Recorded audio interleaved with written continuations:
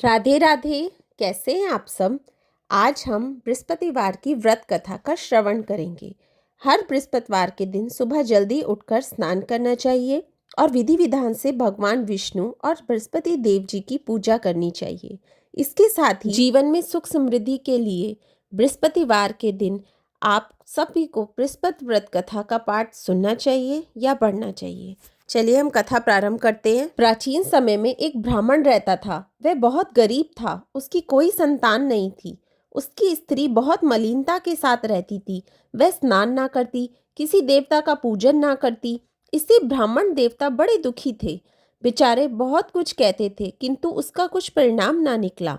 भगवान की कृपा से ब्राह्मण की स्त्री के कन्या रूपी रत्न पैदा हुआ।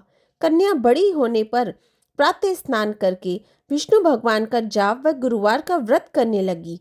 अपने पूजन पाठ को समाप्त करके विद्यालय जाती थी तो अपनी मुट्ठी में जौ भर के ले जाती और पाठशाला के मार्ग में डालती जाती। तब यह जो स्वर्ण के जौ लौटते समय उनको बीन कर घर ले आती थी।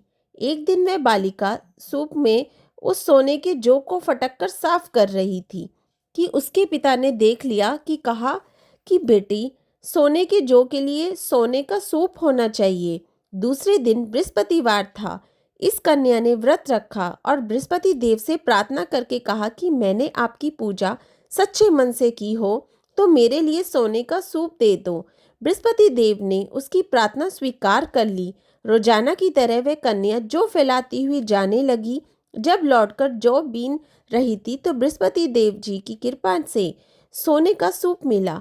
उसे वह घर ले आई और उसने जौ साफ करने लगी, परंतु उसकी माँ का वही ढंग रहा।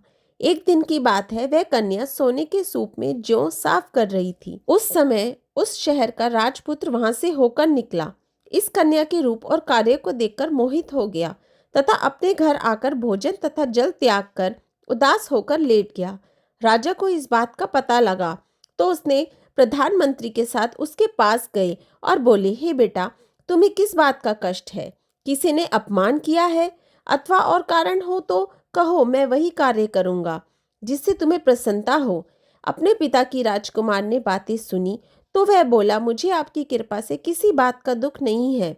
किसी ने मेरा अपमान नहीं किया है, परंतु मैं उस लड़की से विवाह करना चाहता हूँ जो सोने के सूप में जौ साफ कर रही थी। यह सुनकर राजा आश्चर्य में पड़ गए और बोले, हे बेटा, इस तरह की कन्या का पता तुम ही लगाओ, मैं उसके साथ तेरा विवाह अवश्य करवा दूंगा। राजकुमार ने उस लड़की के घर का पता बतलाया। तब मंत्री उस लड़की के घर गए और ब्राह्मण देवता को भी सब हाल बतलाया।